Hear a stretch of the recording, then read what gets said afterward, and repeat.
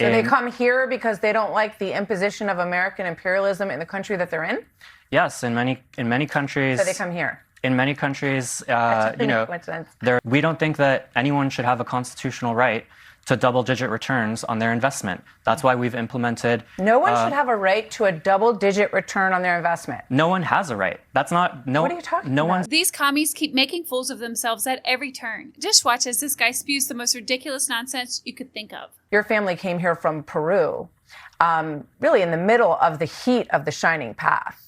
They were Maoist, communist guerrillas in Peru. So why did your family come to America? The economic situation in South America and in Peru was in a really bad place. But I think that much of what we could say is responsible for that actually was the imposition of capitalism, and American imperialism in many cases is actually what brings immigrants to the U.S. coming out of Latin America. And so they come here because they don't like the imposition of American imperialism in the country that they're in? Yes, in many countries. So they come here. In many countries, there have been undemocratic coups that have destabilized countries, and that's pushed people out. Oh, well, you would think they would want to go somewhere that wasn't imposing that on them if that were the case. If that were the case, sure. But this guy is full of crap. His parents fled to pursue happiness, opportunity, and the American dream. And I'm pretty sure they knew before making that decision to flee that it wouldn't be an easy journey and that they would have to sacrifice and work hard. But you see, that's the problem with these young people today. They're so spoiled rotten, all thanks to American imperialism, that they want everything to come easy. They want everything to just be given to them. And life simply just doesn't work like that. But, it's interesting because the Shining Path, if you look at what they wanted to overthrow the democratic institutions in Peru. They wanted to abolish capitalism in Peru. And we see some of those same threads in the DSA in terms of what it stands for. And one of the things is very basic. We've just celebrated the 250th anniversary of the country. And one of the most basic things is Article 1 in our Constitution. Are you in favor of abolishing Article 1 of the Constitution? When we think about the 250th anniversary of the United States, and we think about our proudest moments in U.S. history, I think of times like when ordinary people rose up and they changed the Constitution to abolish slavery. Which the majority of Democrats voted against, by the way, but no one talks about that.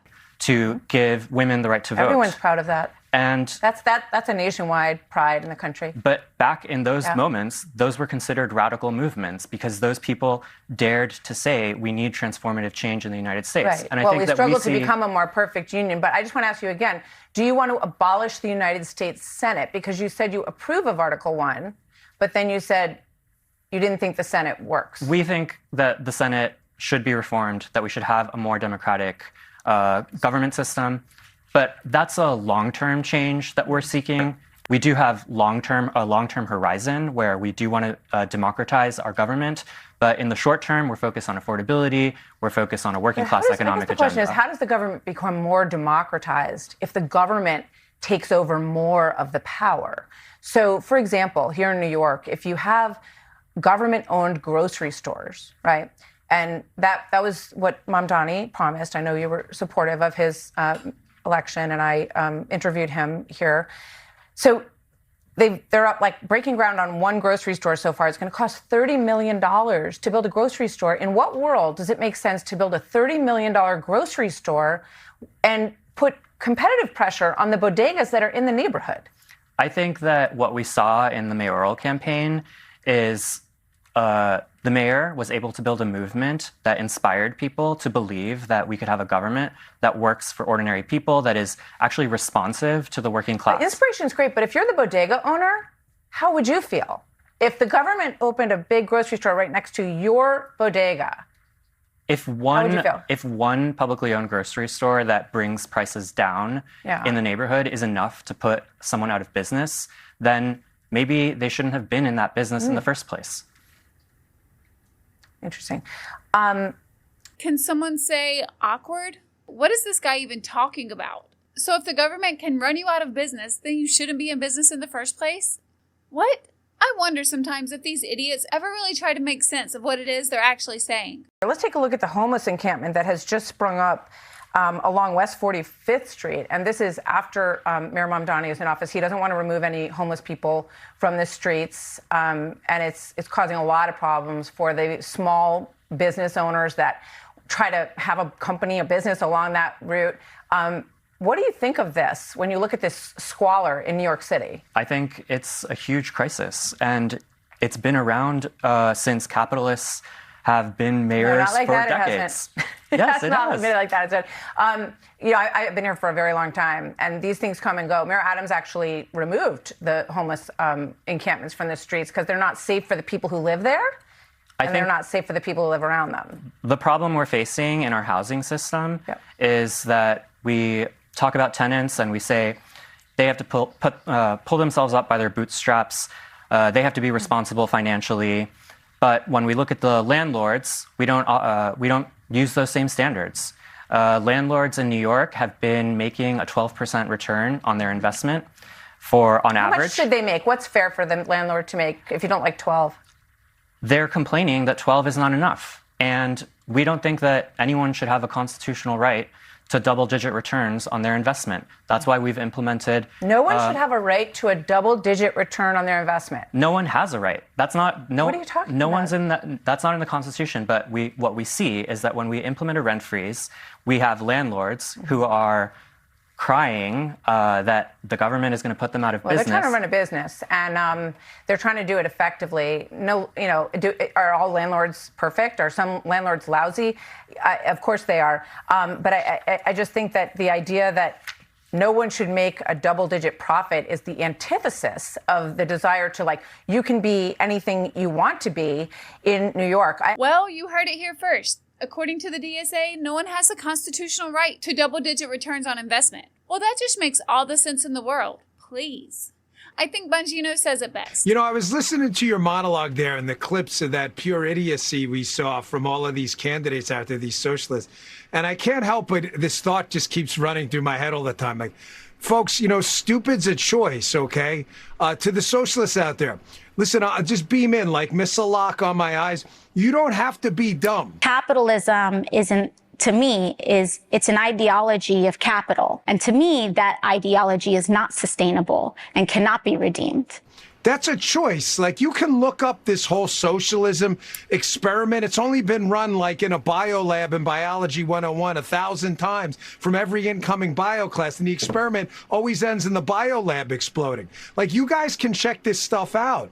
This doesn't work. One of the guys earlier in the clip, the socialist guy, I don't know if you caught this, but this is how dumb socialists are. He's like, listen, I think we should get rid of this whole Supreme Court thing. We can't have a small group of people ruling over others as elites. Are you a moron? Did you just hear what you said, socialist imbecile? That's the whole essence of socialism. Collectivist principles, turning over your property, your economic power, and your political power to a group of government elites. Do these idiots even listen to themselves talk? Listen, yes, it'll be a gift if they lose, but they've exposed themselves. People are absolutely unbelievable. And I think maybe the real reason the DSA wants to reform the U.S. Constitution is because it's actually standing in the way of their agenda. Remember, the Constitution was written to limit the power of government, not to expand it. Because let's be honest, it's pretty hard to seize the means of production when the government itself is constitutionally limited. And this guy has absolutely no idea what he's talking about. To say that no one has a constitutional right to earn double-digit returns on their investment, where do they get these crazy ideas? That's one of the most beautiful things about capitalism and competing in the free market. There shouldn't be any government-imposed limit on how much profit a business owner or a property owner can earn. And I feel like the only thing that their rent control is going to do is actually discourage property owners from investing in their properties, which is ultimately going to lead to these properties becoming deteriorated and people living in slum conditions. And where in the Constitution does it say that free housing is a guarantee? So who is this guy to say what our rights are or aren't? Isn't the entire philosophy of the Declaration of Independence that our rights are inherent and government exists only to protect those pre-existing rights, not to create them? And since these socialists want to put a cap on people's investment returns and put an end to for-profit companies and freeze rent, then can someone please explain to me how exactly they plan on redistributing wealth if they want to end it all together? It's like they get on TV and they repeat all these talking points, but they never really go in depth on how they plan on making these things work. It's like it's all based off of their feelings. Oh, it sounds good. It sounds good to work 32 hours a week. It sounds good not to have that many bills. It sounds good to have free groceries. It sounds good to raise the federal minimum wage. Well, you know what happens when you raise the federal minimum wage? Workers get replaced with robots. And when you end for-profit companies, how many people are going to lose their job from that? There's a reason why so many people in the world want to come to America, and why so many people would risk and have risked their lives for the opportunities that only America offers. This guy should really take a history lesson from his own parents, if they haven't disowned him yet, because they should know firsthand that communist governments produce nothing but equality of poverty. Unless you're the ruling class, of course, and then you become untouchable, while everyone else remains a slave to the government. At least in my opinion. But I would love to know your thoughts on this in the comments below. And if you enjoyed this video, give it a like and please consider subscribing to the channel. Your support is greatly appreciated. Thanks for watching, and I'll see you in the next one.